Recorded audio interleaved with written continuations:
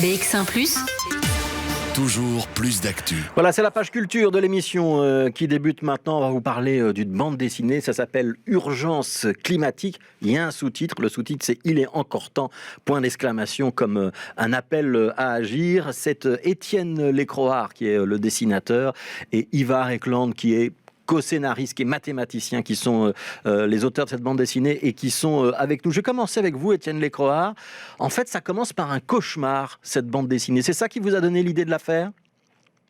Non, ça c'est, si je dois être exact, non, c'est pas ça. J'avais vraiment l'intention de faire cette bande dessinée. C'est un sujet qui m'interpelle depuis très longtemps. Le cauchemar, c'était m'est venu quand je travaillais déjà sur la bande dessinée. Donc c'est pour des histoires de scénario que je l'ai mis en premier. Je me disais que c'était une bonne accroche. C'est un cauchemar que je fais avec ma fille, que je dois emmener pour qu'elle soit immolée par le feu. Et je me suis vraiment interpellé. Je me suis dit, mais pourquoi je rêve de cette chose absolument horrible ?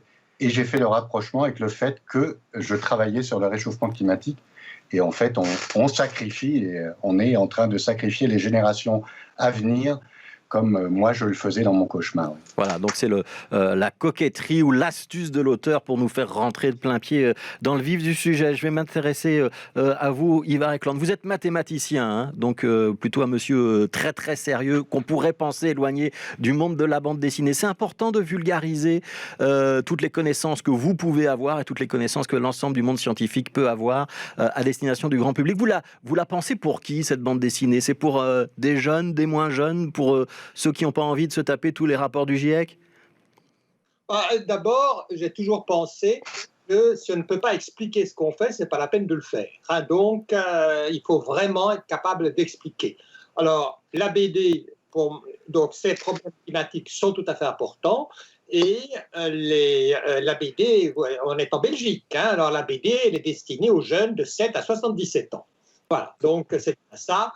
C'est plutôt, ceci dit, c'est plutôt pour des gens qui voudraient se renseigner, qui voudraient avoir une référence un peu globale et pour ne pas aller chercher à gauche, à droite, les rapports du GIEC ne sont pas très lisibles, etc. C'est une référence globale et un peu illustrée et agrémentée parce que nous pensons, nous, Étienne et moi, des plaisanteries, des choses comme ça.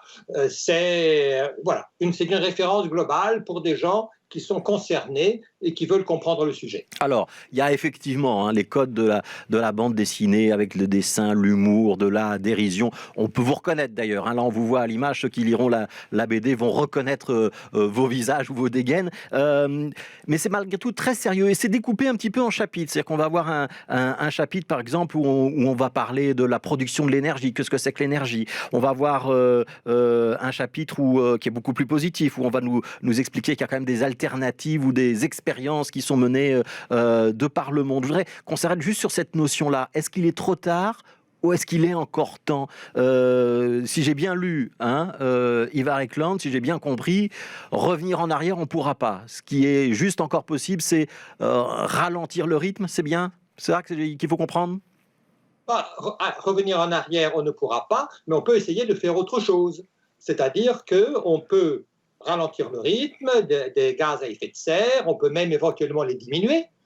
Si vous changez, c'est ça qu'on ne voit pas, si vous changez l'agriculture, par exemple, alors vous diminuerez les gaz à effet de serre parce que le méthane dans l'atmosphère, il s'en va.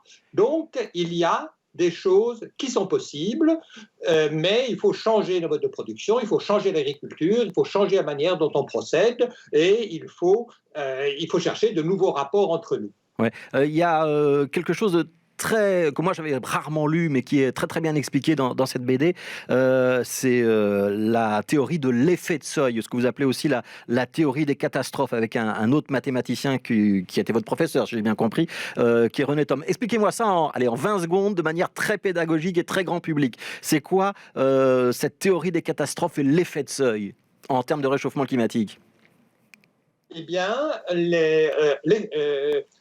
c'est toujours que quand vous agissez sur un système, quand vous avez toujours l'impression que si vous bougez une manette lentement sur un rhéostat par exemple, eh bien la lumière va augmenter ou baisser, etc. Mais il peut se faire que vous bougiez et puis brusquement quelque chose saute.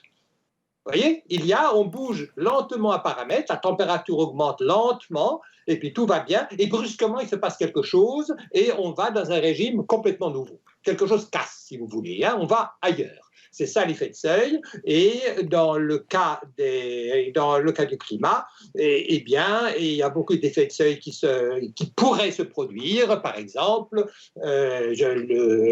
on songe par exemple à un moment donné, pas tout de suite, mais si on continue sur ce rythme en 2100, eh bien le Gulf Stream va s'arrêter. Alors le Gulf Stream, c'est le courant qui emmène l'eau chaude de l'Atlantique, des Caraïbes vers l'Europe. Si ça s'arrête, eh bien le climat européen sera le climat de l'Est des États-Unis et il gèlera en hiver. Alors, Étienne Lécroix, il y a beaucoup de personnages dans votre bande dessinée. Donc, vous faites intervenir Acha du Bangladesh qui va nous prendre un petit peu à partie. Vous faites intervenir des grands théoriciens de l'économie. Vous faites intervenir des personnages contemporains. Acha, qu'est-ce qu'elle nous dit, par exemple ? Alors, on cherchait un personnage qui soit un peu... là, on est déjà deux mâles blancs qui sommes les personnages emblématiques de cette bande dessinée. On cherchait un personnage qui soit un personnage sans doute féminin, une tierce personne. Et on s'est dit, oui, il faudrait aussi quelqu'un du Sud parce que c'est eux qui seront impactés les plus fortement, vraisemblablement. Et donc, on a créé cette petite...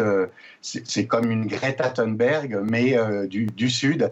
On l'a créé de toutes pièces pour des raisons de scénario. Quelqu'un qui soit de la société civile, des pays du Sud, et qui vient nous interpeller parce que ça les concerne avant tout. Sinon, les autres personnages qui interviennent, c'est surtout des personnes qui sont vraiment des vraies personnes, des spécialistes des domaines, parce que donc, comme vous le disiez, chaque chapitre est sur un domaine particulier. Donc, il y a un historien, spécialiste de l'énergie.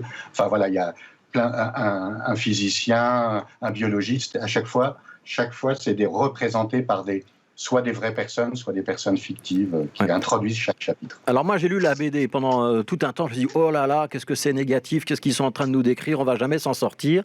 Et puis, il y a quand même la bonne idée qu'à la fin, il y a quand même des expériences qui fonctionnent. Alors, vous nous emmenez notamment en Ouganda, où on a donné des lopins de terre aux réfugiés qui viennent du Congo. Et très naturellement, ils font de l'agriculture bio, parce que finalement, c'est ça qui est le plus rentable. Quand je dis c'est le plus rentable, c'est quand pour les calories investies, c'est là qu'on a le meilleur rendement.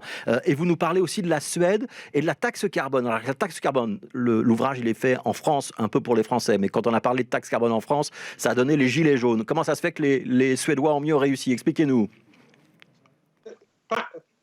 Parce que le problème, il faut tout penser en même temps. On pense toujours séparément. Alors, les économistes pensent qu'on va mettre la taxe carbone et ça va tout régler, et puis on a les gilets jaunes. Pourquoi ? Parce qu'il y a des questions d'équité et de justice qui apparaissent. Les gilets jaunes disent la taxe carbone, on est d'accord, mais pourquoi c'est nous qui la payons ? On a besoin d'une voiture pour aller travailler, et le célèbre professeur Eklund, quand il prend l'avion pour aller faire un cours au Canada, lui, il ne la paie pas. C'est pas juste. Ils ont raison. Donc, le réchauffement climatique, c'est pas un truc d'économiste, c'est pas un truc de physicien, c'est pas un truc de juriste, c'est tout ensemble. Vous ne pouvez pas mettre une taxe carbone si vous ne songez pas aux conséquences sociales. Et ce que les Suédois avaient fait, par exemple, c'est la taxe carbone, ils l'ont introduite progressivement et ils ont allégé les impôts correspondants. Ils allégeaient les impôts correspondants. Alors finalement, les gens, ils payaient autant d'impôts qu'avant, mais le carbone coûtait beaucoup plus cher. Du coup, ils avaient autant d'argent qu'avant, ils reportaient, mais c'était compensé. Donc, ils redistribuaient leur consommation. Ils faisaient finalement des économies en redistribuant sur autre chose. Il y a aussi une grande critique du néolibéralisme. C'est comme ça que vous l'appelez dans votre ouvrage.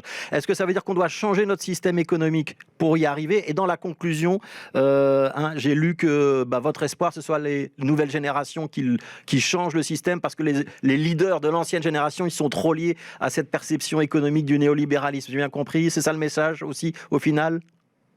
Changer le système économique, il faut surtout revenir à un rôle plus important de l'État. Il va falloir des investissements publics, il va falloir des choses comme ça. On ne peut pas s'en remettre simplement au marché à la finance. Il va falloir réglementer tout ça. Et le message, c'est vrai qu'on compte beaucoup sur les jeunes générations, mais ça ne nous dispense pas, nous, de faire des choses. Il ne faut pas que ce soit une excuse pour les vieux. Eh ben voilà, on n'a pas d'excuses, je me mets dans les vieux aussi. Merci beaucoup Ivar Ekland, donc mathématicien, Étienne Lécroard, dessinateur, avec une petite prouesse, c'est de rendre toutes ces discussions, réflexions-là tout à fait accessibles pour tout le monde. Ça s'appelle Urgence climatique, c'est aux éditions Casterman. Merci beaucoup d'avoir été avec nous.